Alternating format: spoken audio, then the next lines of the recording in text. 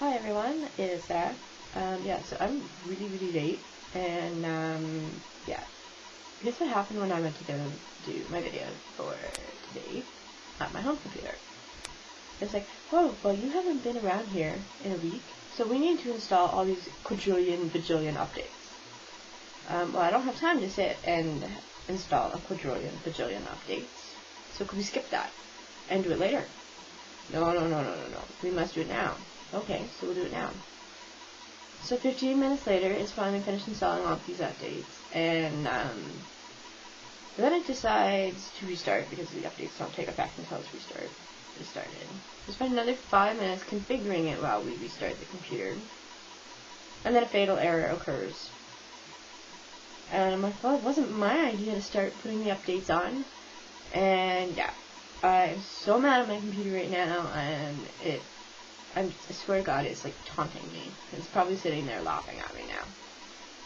Yeah, I don't do technology well, and I look like half my face has been shot up. It's the light. The light is actually over there, and if I don't have the light, then it'll be pitch black. And yeah, so I don't even imagine my face on this side. Oh, other side, this side. Yeah, okay. Now, I know you didn't just listen to me babble here. The topic that we have decided, if you've watched Charlena's video already, to address or to discuss is clothing. And I think it's so awesome, and I think we definitely need to talk about this a little bit more. And because there's so many different ways we can look at it. So I'll touch on, like, I'm not sure what so many stories meant completely.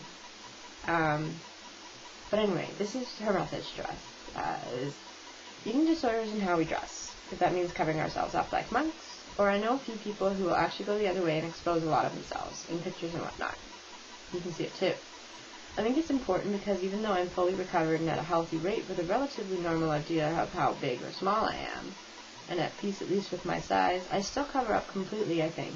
It has to do with feeling vulnerable. But any flash I saw in the mirror when I was sick translated to fat. And that may not make any sense. And then even if I get half repulsed, even now I get half repulsed if I see too much of myself. All that skin and not fat. Yeah, I don't personally relate to the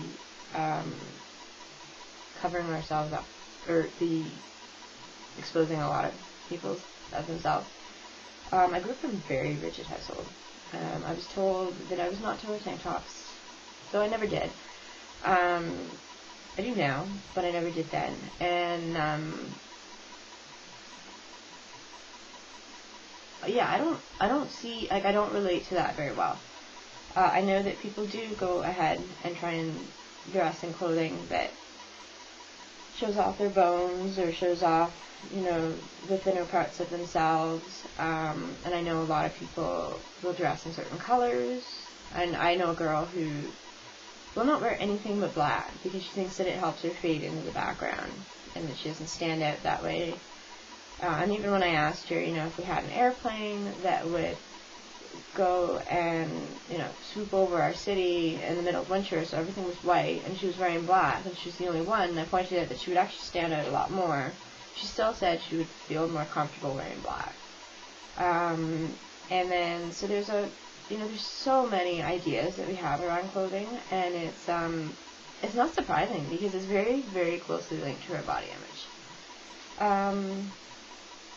Me, I kind of, in terms of the spectrum, I dress a lot more closer to the covering ourselves up like monks. Although I don't really look like a monk when I cover myself up. When I was really sick, anyway.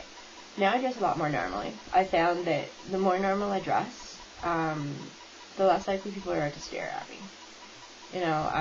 One of the things I actually, when I saw the Thin documentary, I don't know, it used to be on YouTube, it's not anymore, I don't think, but one of the things I noticed is there's sort of an extra clip that Lauren Greenwood or something, I don't know, had, and it was of like a beach outing. And one of the things that I noticed is that one of the eating disorder patients like wore her towel to the edge of the beach and would not let go of it until the very last possible moment.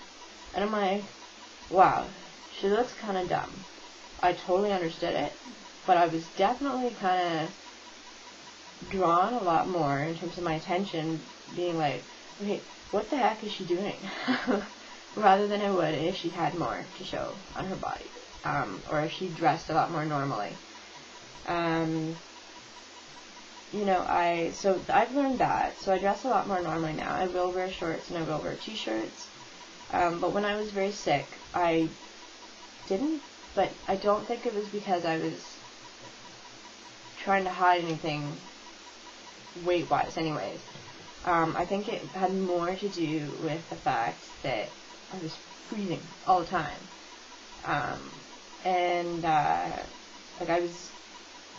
When I gained weight, my body temperature literally went up a degree. So I think it had more to do with that. But when I went to go throw out my clothes, like my skinny clothes or my sick clothes, I realized how attached I was to them. I was crazy attached to them. And it's, I'm like, brought the issue to therapy. I'm like, why am I so, attached to inanimate objects and, like clothing? And I figured out that it was because that's all I was. I didn't really have a sense of self. I didn't really have a sense of who I was, a sense of belonging, and I felt like the clothing was everything that I had. I felt like the clothing was sort of the only thing that was me, and I was very proud of the way that I had dressed. Even as a very young child, I dressed like totally 80s, I was one of those. I think I should have been born like in the 70s, so I could have enjoyed the 80s as opposed to like the 80s and just, wearing polka dots when I was 4. I'm so psyched that polka dots are back. I remember being very aware of what I was wearing every day. I remember my dad picking out a lot of my clothes when I was a young kid and being very excited to pick out my own clothes. And I remember that I worked very hard for the clothes that I bought as a teenager. And as someone in high school, and that I was very attached to them. I didn't want to let them go, and I felt like they were protecting me. I felt like in essence they were me. And when I went to go donate them to like Sally Ann, Salvation Army, I was kind of like, oh boy, I can't do it. I'm too attached to them. And so there's a way to get around it. You do need to get rid of your skinny clothes, in my opinion. You don't need them anymore. And all they are doing is being a reminder of a really bad time in your life. And you're going to remember that well enough on your own, so you don't need the clothes around. You can always buy more clothes if you do happen to lose weight through a healthy way.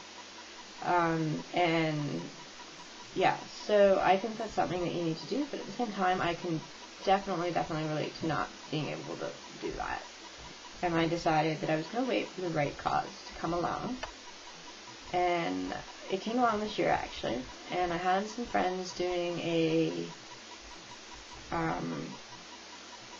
fundraiser for a group called Born Into Brothels. And it's for little girls in Asia and the South Pacific who were born into the sex slave trade. And it was a clothing exchange so that the money can go to getting them out of there and keeping them safe.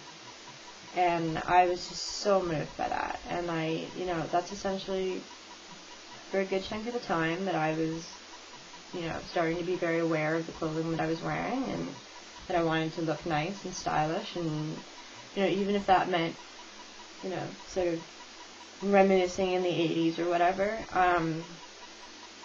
that was something that they did for me.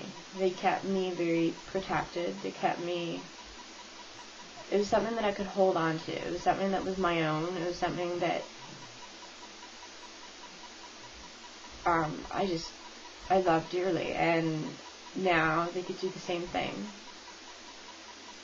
but indirectly. So I was really, really happy that I found that cause. And that, I'm a lot more at peace now than if I would have been just to throw them out.